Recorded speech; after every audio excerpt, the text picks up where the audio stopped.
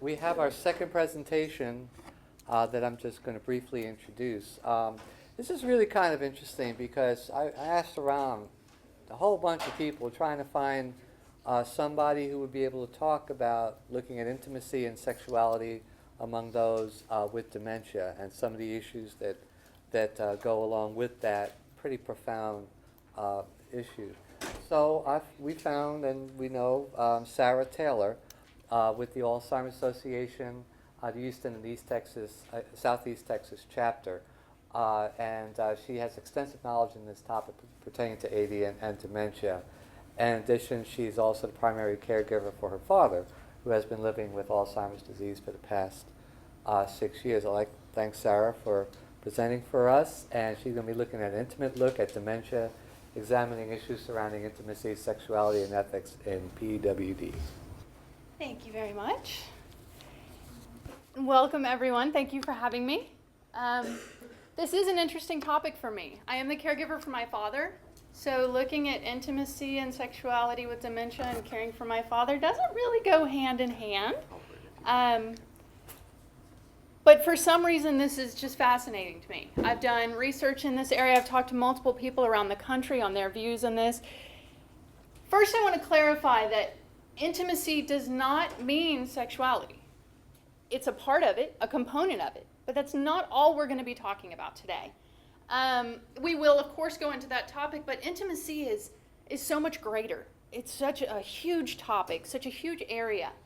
And so we'll be talking about multiple issues today and looking at some different considerations in this area. So let's just start off. This isn't always incredibly comfortable for people. I grew up in a very conservative household where we never talked about anything like this. When I turned, I was hitting my teenage years, I had a book on my bed. That's about it, okay? We didn't want to talk about it. We didn't have the big sit-down discussion.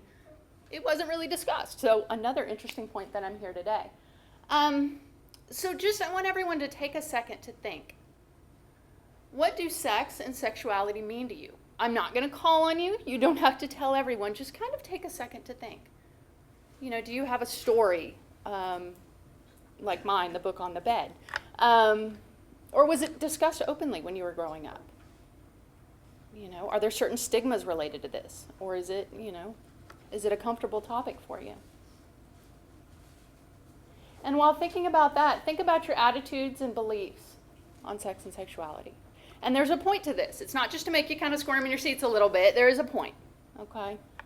We're going to be looking at what effect that can have on the population, PWD, persons with dementia.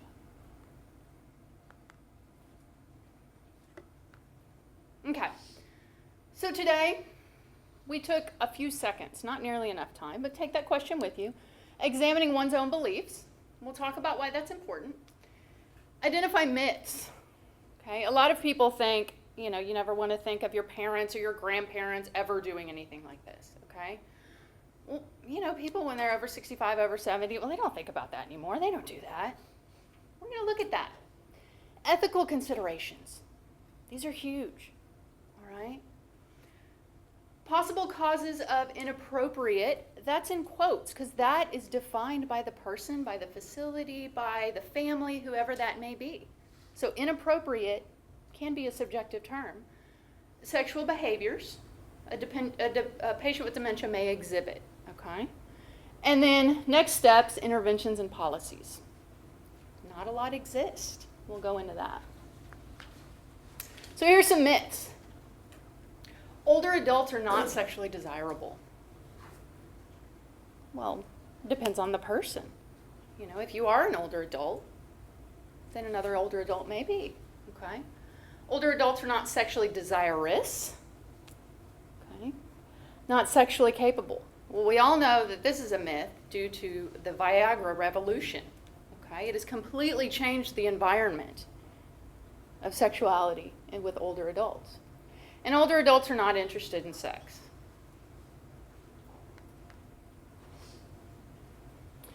So what do people with dementia need? Intimacy. That need for meaningful touch, whether it be holding someone's hand, or a massage, or sitting with someone, putting your hand on their shoulder, whatever the comfort level is and relationship is, and boundaries, that need for touch is the last thing to go. Okay? So even as we think about the end stage of the different types of dementia, when the awareness might be gone, the ability to use gross motor skills and move around freely is gone. Okay? That need for meaningful touch is still there. All right? Community. Socialization is so important. Dementia is so isolating. Okay? You may lose your ability to speak or speak fluently and clearly. In the beginning stages, there's frequently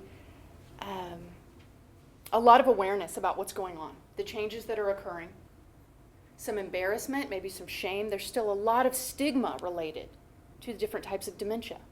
Okay, so people may not want to go out. They may not want to socialize like they would before. So that need for community, when it's even more important than ever, is cut off. Okay? And meaningful activity. Feeling wanted, feeling needed, feeling important. I was at the doctor with my father last week, and he was just talking and kind of forgot that I was there, and he was talking to the doctor about his career. And when he finished talking about it, he said, "That's when I mattered." And that broke my heart. You know, and I just wanted to jump up and say, "You still matter," but it's not the same. All right? So that meaningful activity is so important. So there are different levels of intimacy. All right? Companionship. Knowing someone's there, someone cares, someone's really listening. If the communication skills are not as great as before, they just show up. All right? A lot of people say, you know, I visit my mother, father, aunt, uncle, brother, sister, whoever it may be, every single day. And every time when I get there, they say, "You never come visit me." We say, don't argue. It's okay. The emotions are still there. They still knew someone came. Someone cared enough to come. Even if they don't remember specifically that you came, they still remember. And you're doing the best you can. Taking care of the caregiver, which we just heard about, is so important. All right? And then we have sexual relationships. That's a component of it. It's not everything, but it is a component of it. All right? I love this picture. Okay. So intimacy is a basic human need for everyone. It can mean different things. Okay? Rights to dignity, privacy, and free association. Now, when we think about long-term care facilities, for example, privacy exists to a certain extent, and it varies from place to place, but we don't think about privacy for intimacy. Unless, typically, and what I've found in speaking to a lot of people and visiting a lot of places, is that unless it's a married couple living together, or maybe one person is living in a memory care unit, and one is in independent living or assisted living, then the intimacy is okay. Not a big deal, all right? Outside of that, oh no, don't want to go there. Let's just not even address the topic, okay? It's very uncomfortable for a lot of people because it's such a gray area, and we're going to go into that. It's very complicated. So do the rights to dignity, privacy, and free association apply to residents with dementia? If maybe they don't completely comprehend or understand what's going on, when can they consent and when can't they? That's a great question. Is sexual intimacy legally or morally okay? And we could talk about that for a week and a half, okay? So I'm not getting into every little component. What I hope this presentation does is leaves you with more questions than you had before I started. And a lot of people don't want that in a presentation. I want this to start the dialogue. I want this to start everyone thinking about these issues.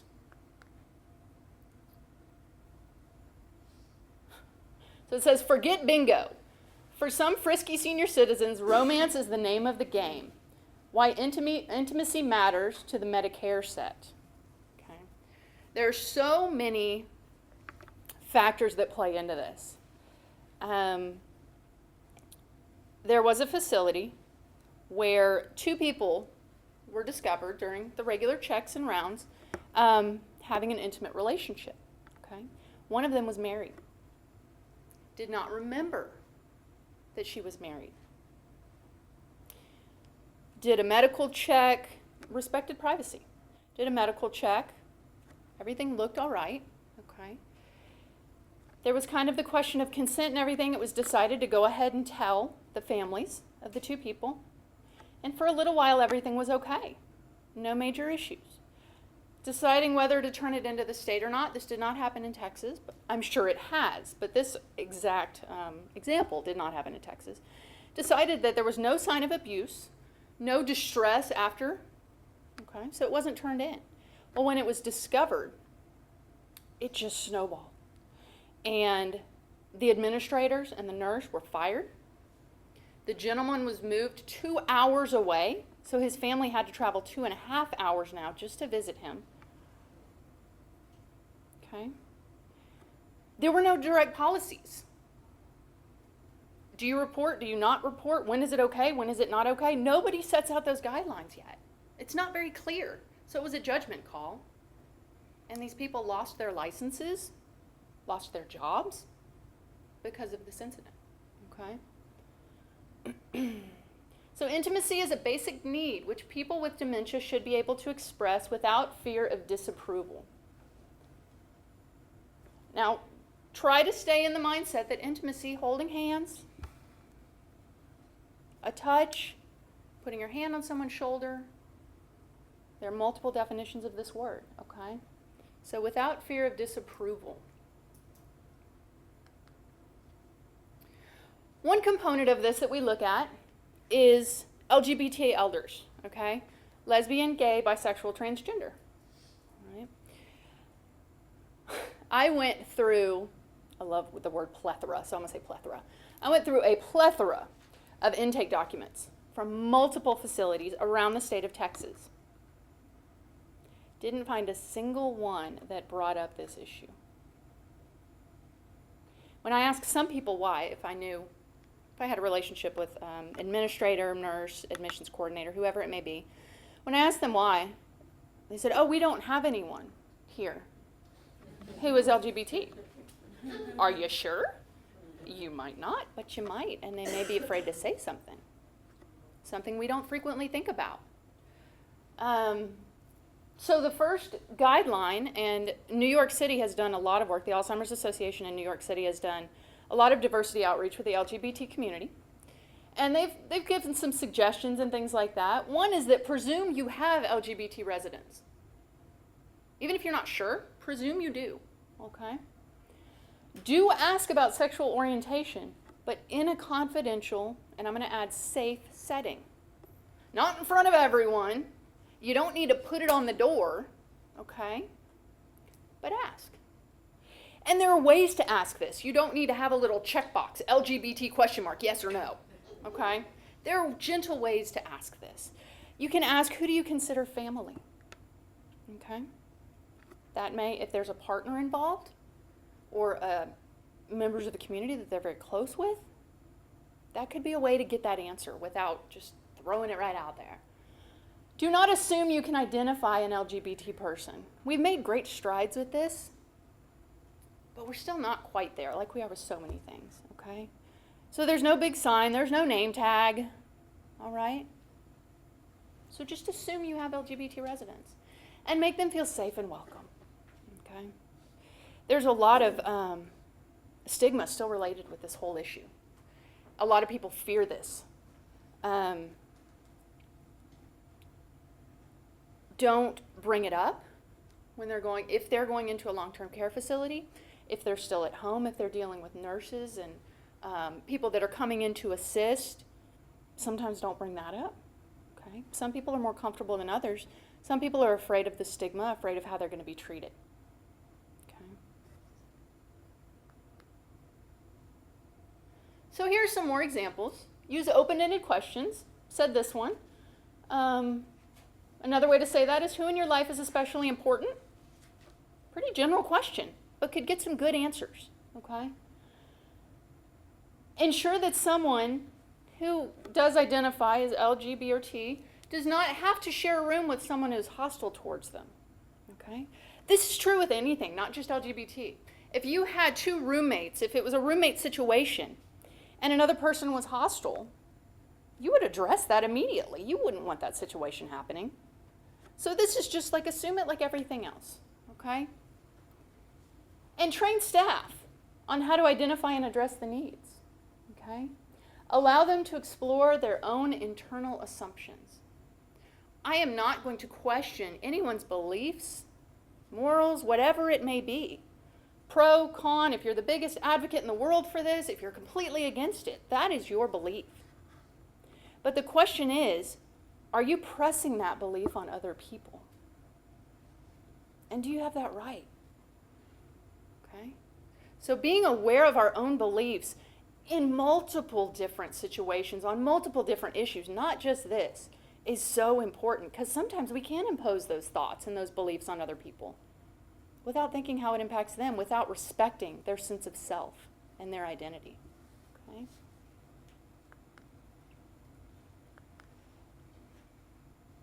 All right. So benefits and risks of intimacy in general. Let's look at this. Benefits: increased self-esteem.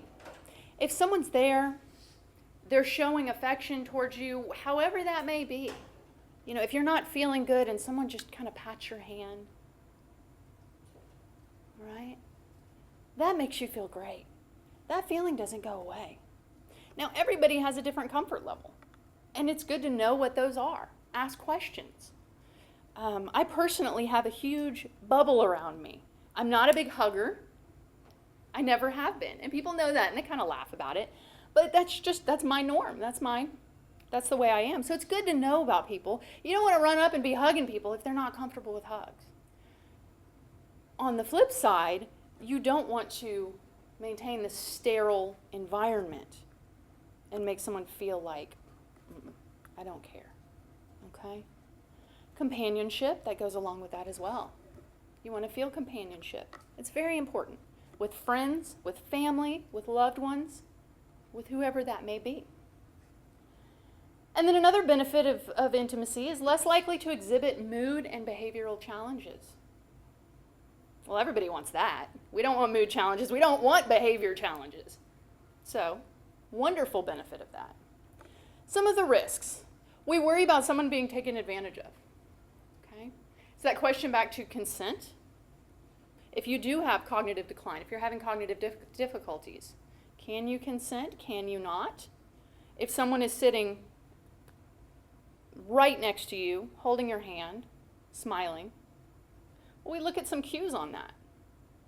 Does the person seem distressed? Do they seem happy? Is it causing changes? Is it causing trouble? Or does it seem to be okay? Sometimes reading those cues is very helpful. Disapproval by staff, family, and other residents. Okay. We get this a lot.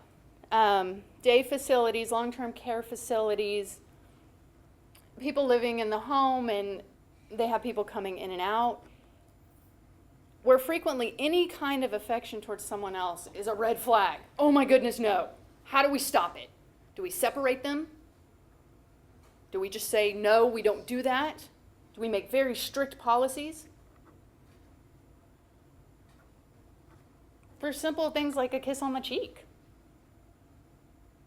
Some people, that's not very simple. That's a serious, that's going to progress into worse things in areas we do not want to consider, so we just stop it there. Well, is that the respecting the person's self?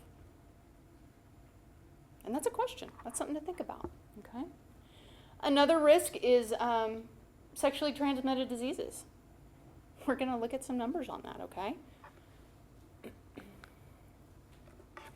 So according to the CDC, and you can read, so I'm not going to read every single word, but the cases of syphilis, 2,550 in ages 45 to 65, and a huge increase, okay? I usually, or didn't, now I do, I usually didn't think a lot about STDs and aging population, okay? This is a huge concern. The number of reported cases of chlamydia tripled in a decade, okay? So here is some information that I found very interesting. Close to 3 out of 10 respondents, 28%, said they had sex at least once a week. Okay. 85% of men and 61% of women said sex was important to the quality of life. Now, this study was done, it says middle age to older people. A majority of the participants were 65 to 75. Okay? And I underlined the bottom. Just 12% of single men who were dating and 32% of single women who were dating reported always using condoms during sex. Well, no wonder we're having this huge outbreak of sexually transmitted diseases. Okay? You see, depends on the high school, so I'm not going to go there and get political, because I don't, yeah. College campuses, public campaigns are mostly focused, for condom use, are mostly focused on teenagers, early 20s, okay? It's for STDs, also for pregnancy. All right? And I'm not challenging anyone's beliefs on the use of contraceptives, birth control, whatever it may be. But that is usually the focus group of those campaigns, okay? So when you're getting 65 and over, most people report that they relate condoms with pregnancy. Okay? Looking at the population right now, the baby boomer generation, we're having an explosion in the population, 65 and over, right below, right above, and right in the middle. Okay? And some report that they have had extensive education on issues like this. And some report that it was never talked about. Throughout their schooling, with their friends, their family, never discussed. So they don't even think about it, okay? You go into nursing homes, long-term care facilities, assisted living, independent living is another component as well, because in the early stages that may be very appropriate. And memory care, condoms are not available. Who would ever think of that? No. We're not going to hand it. What are you talking about? That didn't happen. Why? Okay. Well, it's just going to encourage that behavior. Really? I don't know. May not. Okay. It's another question to think about. So ethical considerations. These are hard because everybody seems to have a different view, but I think that's good. It's good for the dialogue. Views on sexuality and the elderly are often not a reflection of the values of the resident, but rather the values and attitudes of the staff, the facility, if applicable, and the family. So is the person considered in this decision? The person asked if they're able to still communicate effectively. Are they asked what they think, what they believe, where those beliefs came from? Typically not. Okay? They're not considered. The family's interviewed. What does the family think? The staff, we talked earlier about have the staff consider their own values, their own beliefs, and just be aware of those. They don't have to change those. Everybody has the right to their own values, their own beliefs. Where it stops is the right to impose those on others.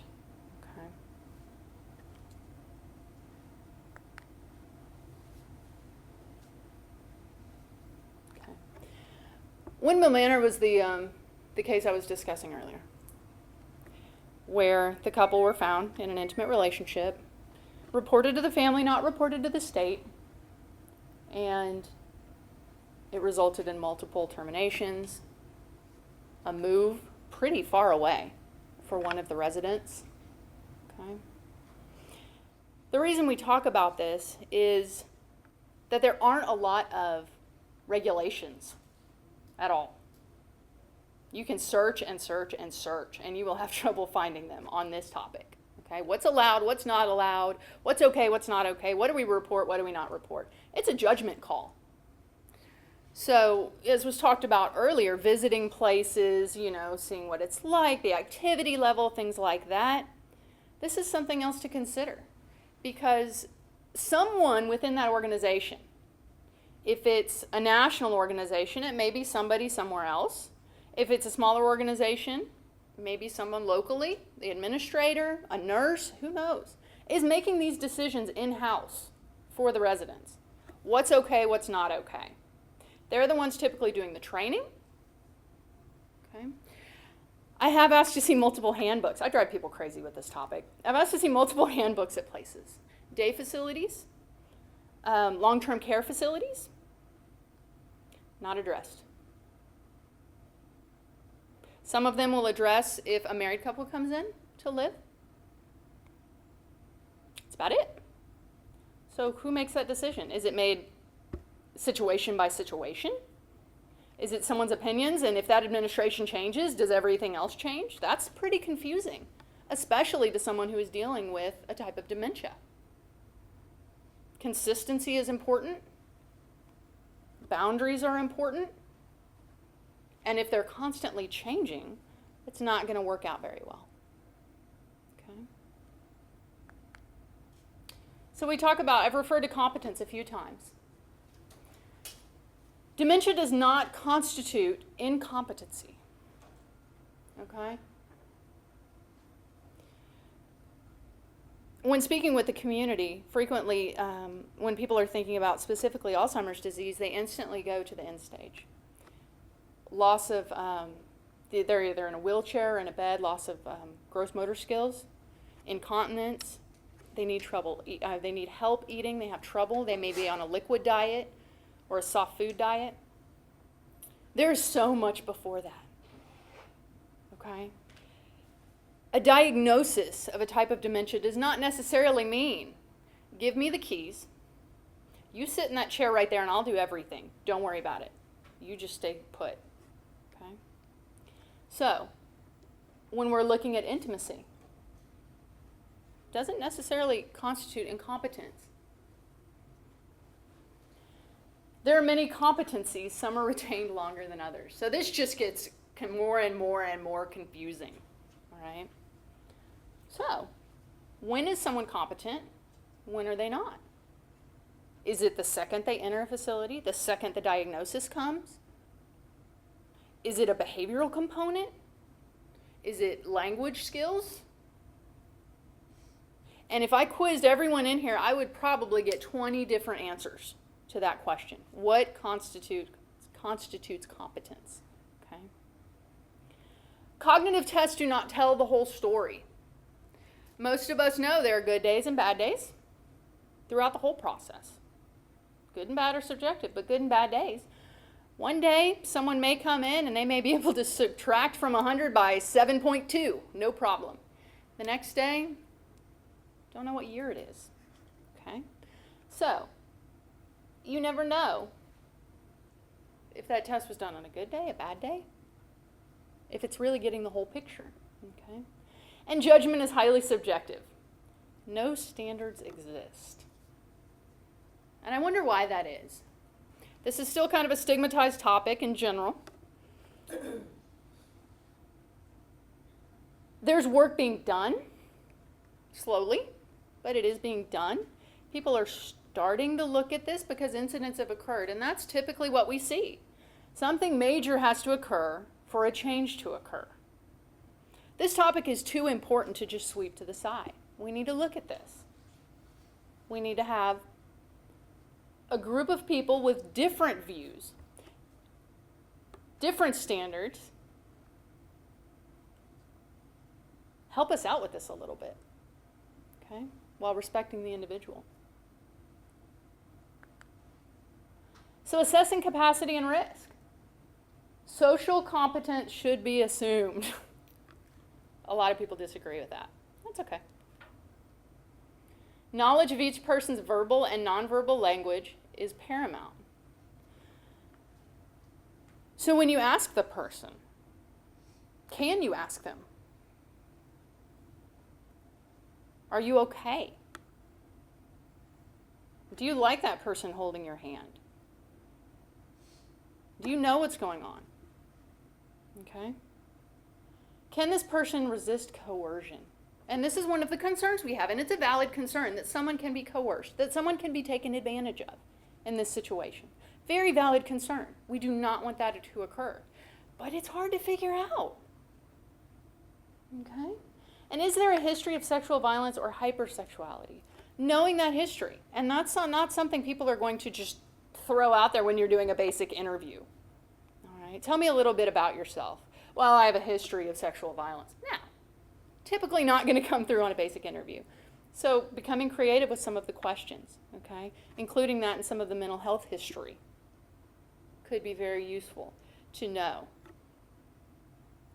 Maybe the same rules don't apply if the person does have a history of something, okay? So we look at different perspectives of this. We want to include the person with dementia. What a concept. Oh my goodness. Include the person with dementia in the conversation? Yes, of course. To the level they are able, okay? Now this sometimes is not a problem, and this sometimes can be very difficult if the language skills are impaired, or just the orientation skills are impaired. This can be very difficult. But to the extent possible, we want to include the person with dementia. We do want to include family members. Now, we all know that things like this bring out the best and worst in families.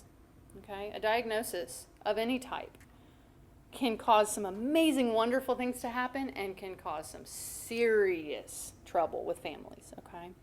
So the family may not agree on this, and that's okay. I don't think anybody's going to agree 100% on any of this. But knowing their opinions, knowing their views is very important. Staff members, we've talked about this already. Knowing their views, knowing if there are going to be any conflicts with any of the policies, procedures, anything like that, okay? Are they able to leave that kind of at the door, as they say in a lot of places? Leave your beliefs at the door. You still have them. You're not going against them. But while you're working here, this is the policy and procedure, okay? And then the organization, because there aren't currently policies, okay? So looking at that organization and what the beliefs are, and maybe who made those.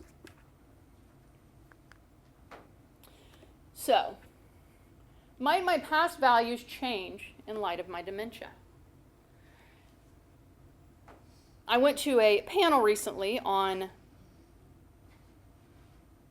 considerations for caregivers of persons with Alzheimer's disease. And a lawyer spoke about ethical considerations and about the sense of self and how that sense of self can change over time.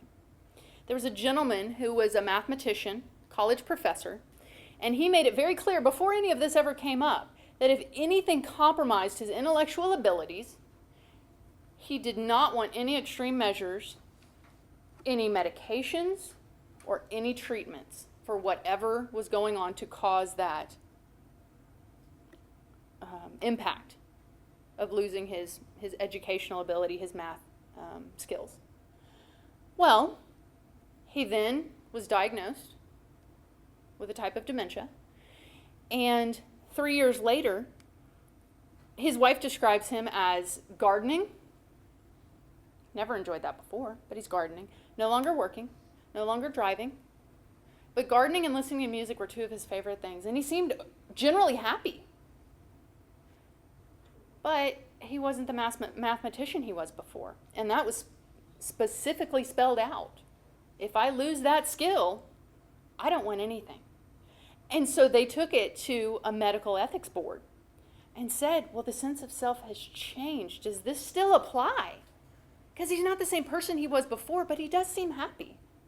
So what do we do? And it's still under review right now. That's a hard one to answer. I don't know. He specifically said this. But the person who wrote that isn't the same exact person that we see today. So something to consider. Can others make choices in my best interest? Now, this is something we face with dementia in general. Choosing that medical power of attorney, choosing that financial power of attorney. For medical power of attorney, you want to, if you are seeking a DNR, not everyone does, but for people who do, you don't want to choose a spouse, family member, whoever it may be, that won't be able to follow through with that. that just cannot imagine ever doing that and will say, no, forget it. Put in that feeding tube, let's do the ventilator, let's do whatever we have to, because I can't let them go. Probably not the best choice for the person to be in charge of the DNR, all right? So, same thing. If you have someone that has completely opposite views of you than you do, do you really want them to be the one making the decisions? Maybe you do, maybe you don't, but that's something to consider when looking at all of the components of these diseases. So family perspectives. Role as one's mate, child, caregiver, and advocate. Whatever those may mean, okay? Diverse opinions, we talked about this. Everyone has a different opinion, even within families, believe it or not. And does the family trump the person with dementia? Depends on the stage, the skills, the strengths of the person with dementia. But who decides when that line changes? Okay. If the person's still at home, it's typically the family, whoever that may be, or a close friend, if that's who's working as the care partner. All right? So do they trump the person with dementia? And a lot of people will say, well, only after this point, or only after this happens. Okay. All right. So spouses in the community. Is the person married? Are they widowed? Are they in limbo? Is there a boyfriend or girlfriend involved? It's important to know about ex-spouses, because if we start to live in the past, we may be thinking about ex-spouses, thinking we're still married to them. All right? Monogamy versus adultery. This played into the case we looked at a little while ago. The woman who was involved in that case was still married. Her husband did not visit frequently, but still legally married. Okay? She does not remember that. So is it adultery? The last time I gave this presentation, there were a lot of views on this, and I loved it. I loved the dialogue because it's such an important issue. Yes or no? Or maybe. Lots of people say maybe. I love that answer. Maybe, possibly. Okay. That's important to know, what you believe, what you think. Another thing to be aware of, if we're looking at long-term care facilities, is there a religious affiliation in that long-term care facility? Because typically that will guide, typically, not always, but typically that will guide some of the views and some of the guidelines, all right? So if this is very important to you, and we're not going there, and my brother, sister, mother, whoever it may be, is still married, even if they don't believe that, that's a strong bond and a commitment, then maybe looking for someplace, if you are looking for a long-term care facility, that believes the same thing. That's very important to respect that, all right? Expressing those views to the people is very important, whoever that may be. And then what do they need from us to cope? All right? So discussing these issues is step one. What are the beliefs? What are the views? What are the opinions? Benefits versus risks? All of the components we've talked about. Having an open dialogue, as uncomfortable as it can be sometimes, it's so important to do it at the beginning, not when something terrible happens. Because then people are not going to be thinking as rationally as they would have if you just bring it up at the very beginning. What do you think? What are your beliefs? What are your views? This is what we think. Okay? So having that open dialogue is so important. Staff perspectives. So personal values, moral, religious, and cultural, just be aware of them. All of us should be aware of our values, our morals, our beliefs. Okay? So do they live in our workplace or do we work in the home? These are huge considerations. Okay? If you're going into the home, or you have someone coming into the home, or you're working with someone who has someone coming into the home, trying to cover all bases here, you're coming in, you're helping this person with their most basic needs. You are trusted. You're showing them compassion, hopefully. You're caring for them. that could turn into some confusion by the person with dementia. And it's very important to be aware that that happens, because you're such an important part of their life. So of course, they're going to think you really care. And you do. But that confusion may turn into, this is a spouse, or this person loves me in a different way. Okay? So keeping that boundary is very important as a caregiver, professional or personal. Okay? And can we accept or at least tolerate others' views? That's an important thing to ask yourself. Can you? Okay? And then the organizational perspectives. Leadership and mission. Legal and financial obligations. Is there an ethics committee? If you have something ethical come up, a question that you really can't answer, do you have someone to turn to? Someone to ask, someone who has some expertise in this area? Some do, some don't. If they don't, maybe recommend some different people you know or organizations you know, okay?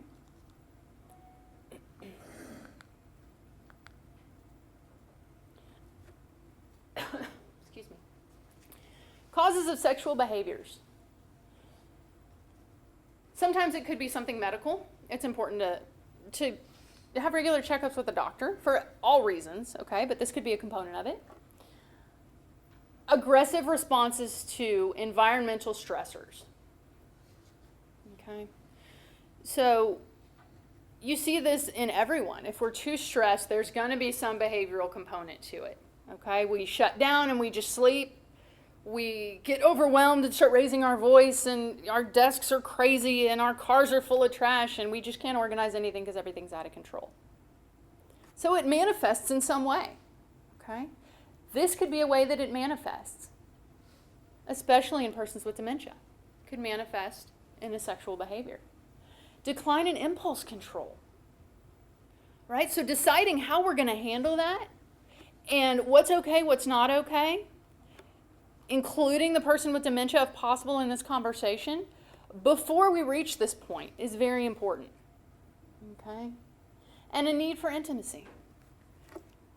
Once again, intimacy, human contact. Okay? Not defining what that word has to mean, but just basic human contact. And the desperate need for that.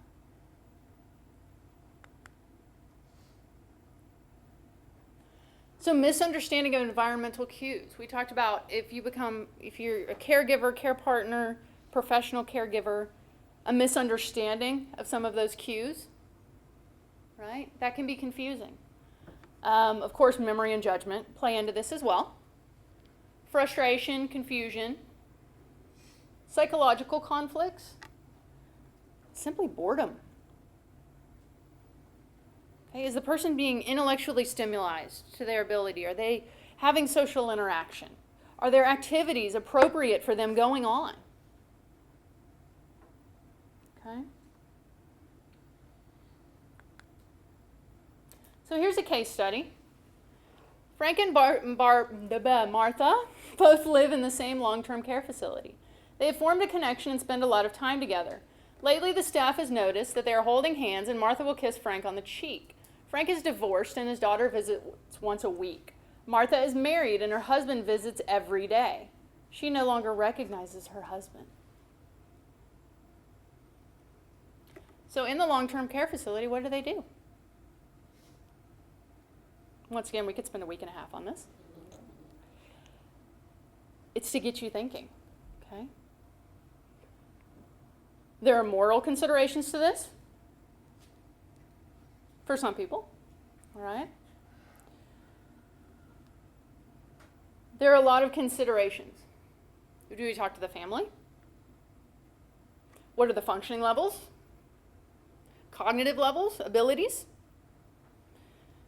And there are some components left out of this. There are no stages listed. We don't know if it's early, mid, late, okay? No idea. We don't know what the family thinks. Going back, has there been a discussion about this? Just in general, beliefs, views, Okay? Have they talked to Martha's husband? What does he think? All right? He's, unfortunately, probably aware that she no longer recognizes him. And that's a devastating moment for this disease. So what does he think? It's an important component, all right? Should put that in there. So just something to think about. What steps need to happen before this, during this, after this? What considerations need to be made? So just looking at some basic interventions real quick. Reorient a person and place, depending. Okay? If this is going to cause a lot of distress, if the person believes it's the 70s or 80s, they're in a different city, state, country, reorienting them is just going to be too much of a jolt to the system. You may go with validation and validating where they think they are. But sometimes it's important to reorient the person. Use short, simple instructions. Okay? This is always a good idea. Don't give too many instructions at once. Redirect behavior. This is a great one. So if it is something that is intruding on the rights or beliefs of someone else, redirecting. Okay? To do that, you have to know the person. You cannot redirect someone if you don't know them. I could not walk into a room right now, after all the research I've done and everyone I've interacted with, I couldn't go into a room right now of persons diagnosed with types of dementia and effectively redirect them because I don't know what they like, what they prefer, what works as a redirection most of the time. There's never a catch-all. Okay? I don't know that. So you have to know the individual to be able to do this effectively. Label rooms to help locate privacy. Okay? If someone is engaging in an inappropriate public behavior, but it may be appropriate privately, it's important to redirect them to privacy. Okay? Whatever that may mean. If unwanted behavior persists, use alternative clothing. Okay? There's a great example of this, that something that seemed so huge was analyzed, and there was a group of middle schoolers. They went to a memory care facility. They were doing a gardening activity. They were out in the courtyard, and all these middle schoolers were excited and talking with people, and they were gardening, and there was a beautiful day, and all of a sudden a woman who lived there, a resident, took off her sweater, and there was no t-shirt underneath. Well, oh my goodness, the middle schoolers just panicked. The staff panicked. Okay? So the staff redirected her, put the sweater back on, came back out, and rejoined the activity. 2 minutes later, what happens? Sweater comes off, all right? Middle schoolers panic again. The sweater was itchy, and the sun was coming out, and it was too warm. Redirect her to her room, change into something a little lighter, something not as hot, not as itchy. Problem stopped. Okay? So thinking a little bit about some of the behaviors, we can realize what's going on. All right? It's not always a sexual behavior. All right? This was just, she was uncomfortable in what she was wearing. So how do we meet the basic need for human affection? Assigning the same caregiver consistently? Now, this can be hard. If someone is still at home and you need some help at home, some people are lucky enough to find someone who stays there and is a consistent care partner. But frequently there are changes in staff and things like that. So keeping as much consistency as possible, okay? Spending time with someone, making them feel important, feel valued. Tactile stimulation. Frequently with Alzheimer's disease, you'll see people, rubbing on the couch, rubbing certain things in their hands, touching different fabrics, different walls, different textures. So some people use texture boards with lots of different textures on it. It just meets that tactile stimulation, okay? Encourage verbalization if possible. Reward for appropriate requests, all right? It says smile, hug, spending extra time. Make sure you know the rules. You don't want to hug someone if that's not allowed. Okay? So make sure you know the guidelines. Okay, and last we'll talk about creating a plan. Who decides the residents' rights? Knowing who that is, having multiple opinions, having a free dialogue about this, put it in writing. Okay? So in the policies and procedures, you don't frequently see this. It's not a discussion that people often have, and that needs to change. All right? Train staff on whatever that may be. All right? I'm not going to give you 1 through 20 guidelines on this, and let's put it in every handbook 1 through 20. I can't do that for everyone. All right? So this is a judgment call. Address behaviors based on the plan. So we talked about reacting to the big incident that happens. Every time that reaction may be different. Well, if there's something written, if there's a plan, some guidelines spelled out, then it's going to be more consistent, and consistency is vital. Okay? There is a place that you are welcome to look up if you'd like, the Hebrew Home. Okay? It does have a sexual rights policy. It is very well spelled out. They consulted with multiple different disciplines around the country, and actually around the world, to create their plan. And there is some fluidity in it to put in the person's individual beliefs, the family's beliefs. Okay?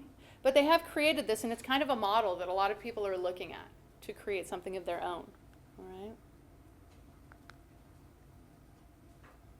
And we've talked about most of these things. What to consider when creating a care plan. All right?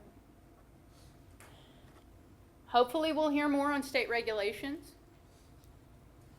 Okay? Right now, there aren't many. But hopefully we'll hear some more to help us with this. All right? To help us make some decisions.